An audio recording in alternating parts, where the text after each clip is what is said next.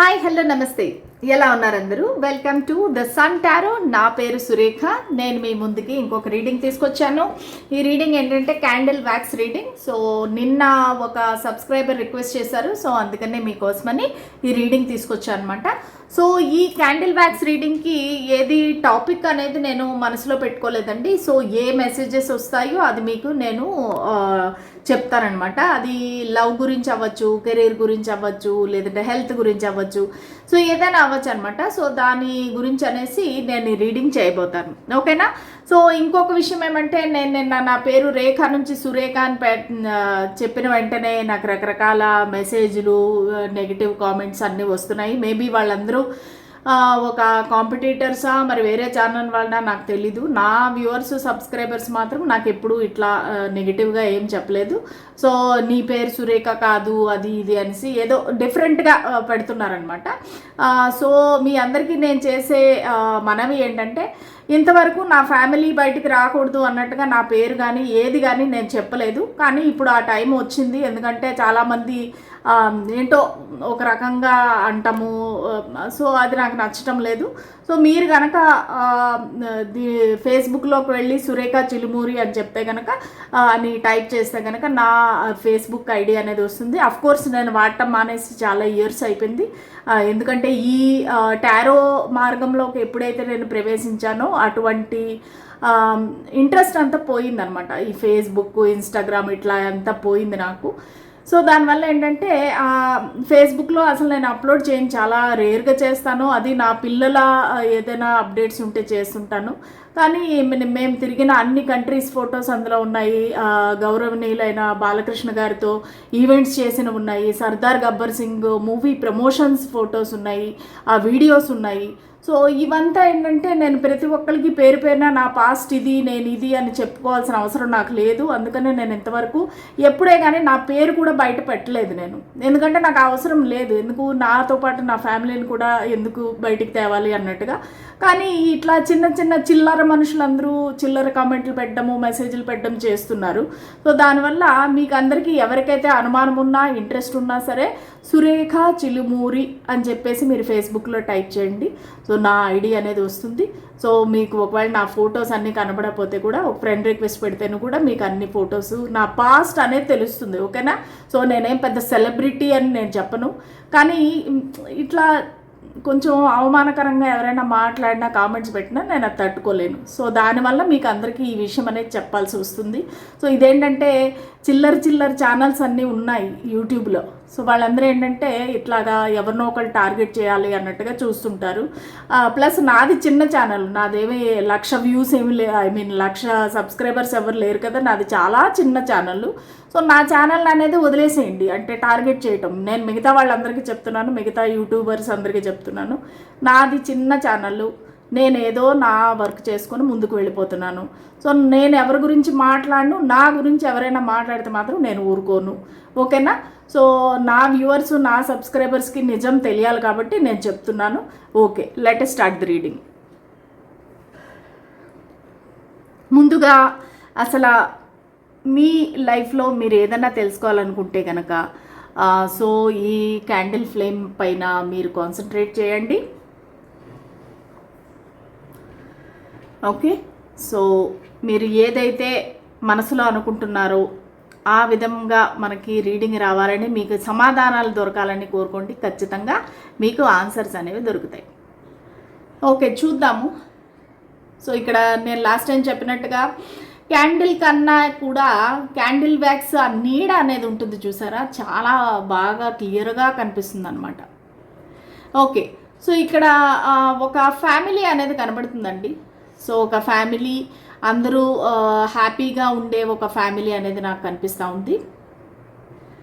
So అందరూ కలిసి ఒక సెలబ్రేషన్లో ఉన్నారండి. ఏదో ఒక సెలబ్రేషన్ అనేది, ఒక మ్యారేజ్ అవ్వచ్చు, లేదంటే అందరూ కలిసి ఒక గుడికి వెళ్ళొచ్చు. అట్లాంటి ఒక అట్మాస్ఫియర్ అయితే కనబడుతూ ఉంది.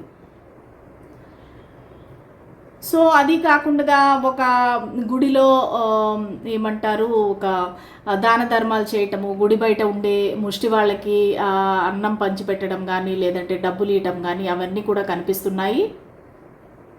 సో మీరేమైనా రీసెంట్గా మరి టెంపుల్కి వెళ్ళి అక్కడ ఏమైనా దానం అది చేశారా? సో కామెంట్ సెక్షన్లో తెలియజేయండి. సో రీసెంట్గా మీరు ఏదో ఒకటి ఎవరో ఒక వ్యక్తి నుంచి దూరం అవటం కానీ, ఏదో ఒక రిలేషన్షిప్ ఎండ్ చేయటం కానీ నాకు ఇక్కడ కనిపిస్తూ ఉందండి.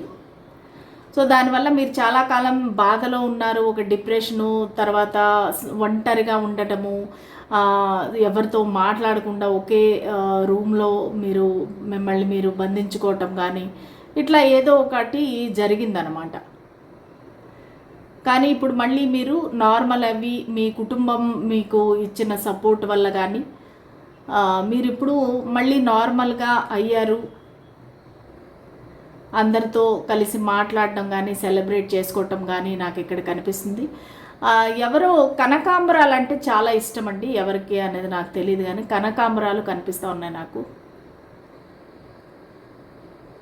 కొంతమందికి బ్లాక్ అనేది ఇష్టం, బ్లాక్ కలర్. సో నంబర్స్ వచ్చేసి నాకు నంబర్ 3, నంబర్ 4 ఎక్కువగా కనిపిస్తూ ఉంది. 7, 8, 12, 15, 21, 35. సో ఇవి మీ ఏజ్ కావచ్చు, లేదంటే మీ బర్త్డేస్ కావచ్చు.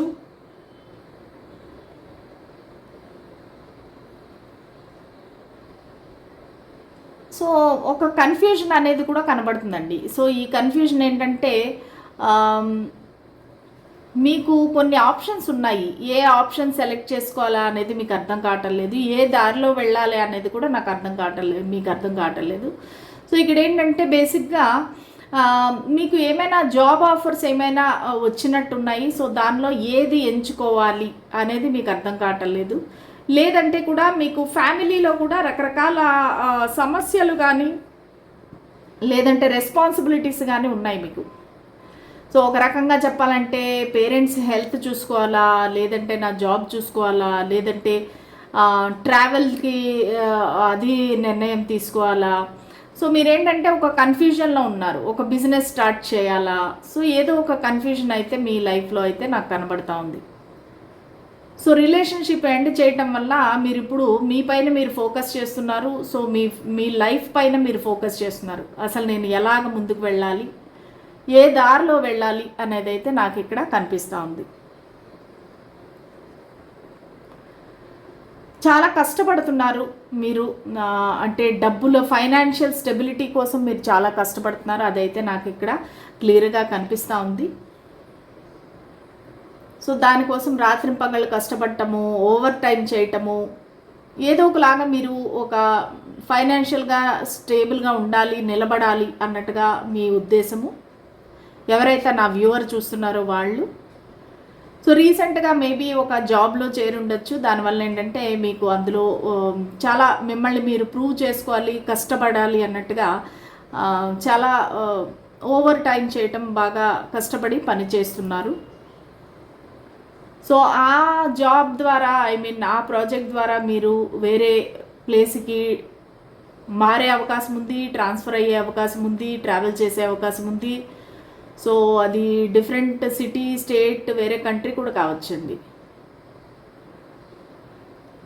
సో మీకు ఒక న్యాయం అనేది జరుగుతుంది. ఇంతవరకు మీ జీవితంలో ఒక న్యాయం అనేది లేదు. సో ఇప్పుడైతే ఖచ్చితంగా మీకు ఒక న్యాయం అనేది జరగబోతుంది.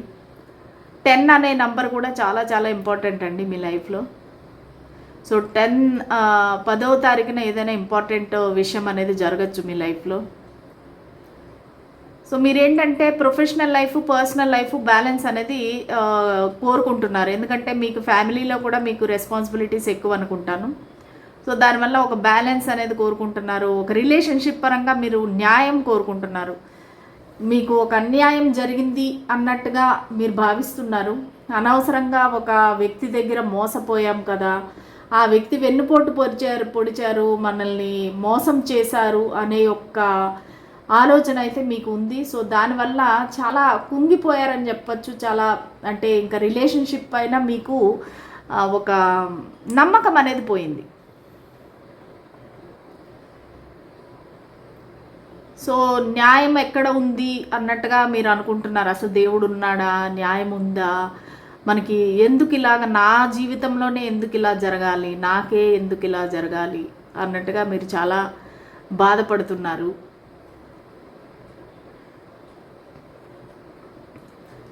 కొంతమందికి పాలు అంటే ఇష్టం అండి, పాలు తాగడం కానీ.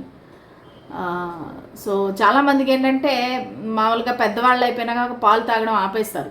కానీ నా వ్యూవర్స్ కొంతమందికి ఏంటంటే వాళ్ళకి పాలు అంటే ఇష్టము. సో మీకైతే మాత్రము ఒక న్యూ బిగినింగ్ అయితే రాబోతుందండి. నాకు క్లియర్గా కనబడుతుంది ఏంటంటే లవ్ పరంగా చూసుకుంటే కనుక మీకు ఒక న్యూ బిగినింగ్ అయితే రాబోతుంది. ఎవరో ఒక వ్యక్తి అయితే మీ లైఫ్లోకి రాబోతారు. ఒక రొమాంటిక్ ఏమంటారు ప్రపోజల్ అయితే మీ ముందుకైతే రాబోతుంది. సో ఈ వ్యక్తి న్యూ పర్సన్ అయి ఉండే అవకాశం ఉందండి. ఖచ్చితంగా ఈ వ్యక్తి మీ జీవితంలోకి రావటము, వాళ్ళు మీకు ఒక లవ్ ఆఫర్ ఇవ్వటం అనేది జరుగుతుంది. సో అది 10th అనేది కనబడతా ఉంది. సో 10వ తారీఖు జరగచ్చు ఈ విషయం. లేదంటే ఆల్రెడీ మీకు ప్రపోజ్ చేసి ఉండొచ్చు. అటువంటి వ్యక్తి మీ లైఫ్లోకి ఆల్రెడీ వచ్చి ఉండొచ్చు, ఒక న్యూ పర్సను. సో ఒక రొమాంటిక్ కాన్వర్సేషన్ జరిగింది, వాళ్ళ మనసులో ఉండే విషయాలన్నీ మీకు చెప్పారు, తన ఫీలింగ్స్ అవన్నీ కూడా మీతో చెప్పారు. సో ఇది రీసెంట్గా జరిగి ఉండే అవకాశం ఉంది.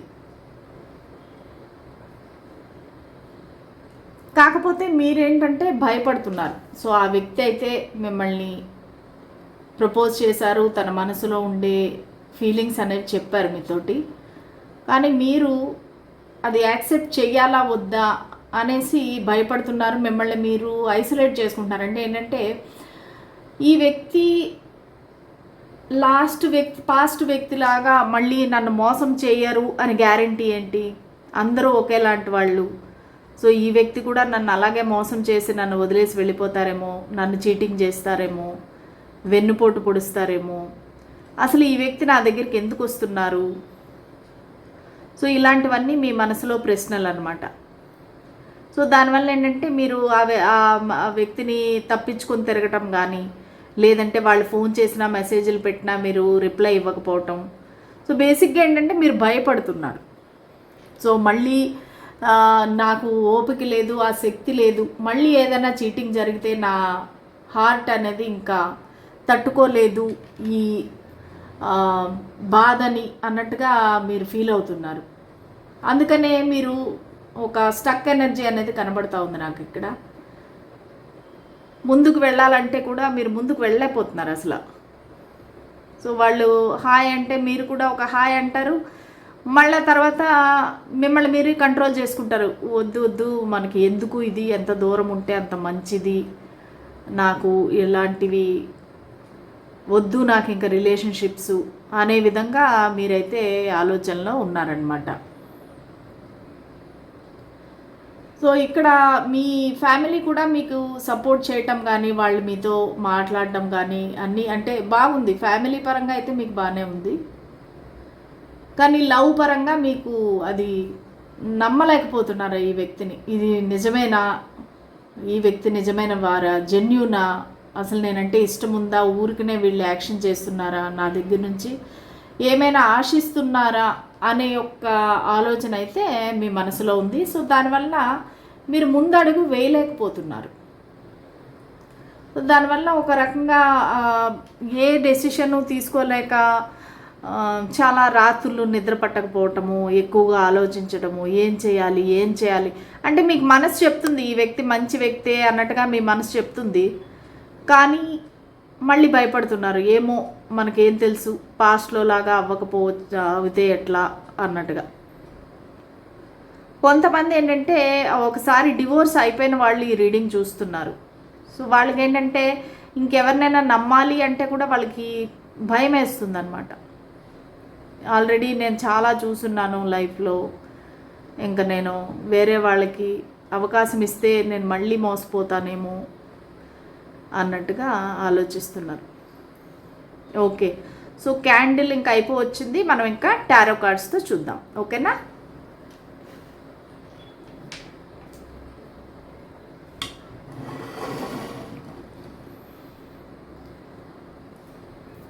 ఓకే, ఏ కార్డ్స్ యూజ్ చేద్దాము?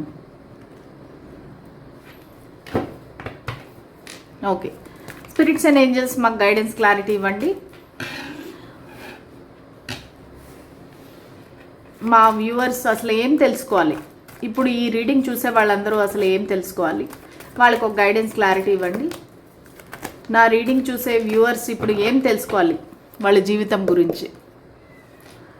The magician, death, the hierophant, 10 of wands.